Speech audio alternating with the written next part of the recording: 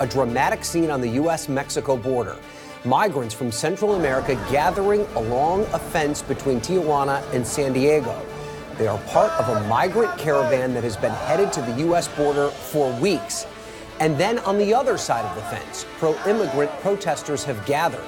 CNN's Leila Santiago is on the Mexican side of the border. She's been covering the passage of this caravan since the very beginning. Leila, tell us, set the scene for us. What is happening there? Right, I want to show you exactly what's happening behind me. You can see on this side there are quite a few of people from the caravan that has arrived here to the U.S.-Mexico border. They sort of had this rally of sorts in which they were cheering. For them, this is a great sense of accomplishment. We did see many of them climb the fence. They did not cross. They simply stood there. And then on the other side, on the San Diego side of the border, there were supporters there as well cheering. We heard many of them chant, "We are not criminals. We are migrants wanting to work, wanting a better life." Many of them have talked about the violence that they are fleeing in Central America. Now, we have been following the story of one woman in particular. Her name is Gabriela Hernandez, and she's with me right now. I want to just kind of get her perspective as to how they're feeling right now. This is Gabriela, this is Jonathan, her 2-year-old son. Gabriela, ¿cómo te sientes en este momento ver que estás tan cerca a los Estados Unidos? Pues la verdad que me siento bien alegre y a la vez nerviosa, miedo, de todo me he pegado. So I asked her how she feels seeing that after more than a month of a journey that has been very tough for her, seeing the U.S. on the other side. She said that she's very happy, but also very nervous, even fearful of what could be to come when she turns herself in. Así que el plan ahora mismo, I'm going to ask her, what now? What is she going to do? ¿Qué vas a hacer ahora? Pues esperar y confiar en Dios de que no nos rechacen y que nos dejen pasar. She says that her plan now is to wait and pray to God that she is not rejected at the U.S.-Mexico border. I'm going to ask her a key question so that everyone can sort of understand. Why is she fleeing? What is this about? Para que la gente entiendan, ¿por qué te fuiste de Honduras? Por violencia y por grupos criminales, por miedo que le pasara algo a mis hijos. ¿Algo como qué? Que los mataran por buscar al papá y por medio de eso meterle miedo para que él se entregara hacia las personas que lo buscaban. So she's saying the reason she is fleeing, and since we followed her story, I will explain to you, she is fleeing because her children were threatened. Gangs in Honduras actually threatened to kill her child, and that is why she left. That is why she is going to the United States of America. Of course, we're continuing to follow her story.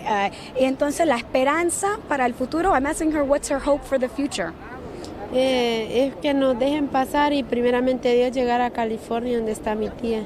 She said her hope is to be able to cross, to be given permission to cross and get to her aunt that is on the other side. And I'm going to ask her, what if she's not allowed in? Y si no los dejan pasar?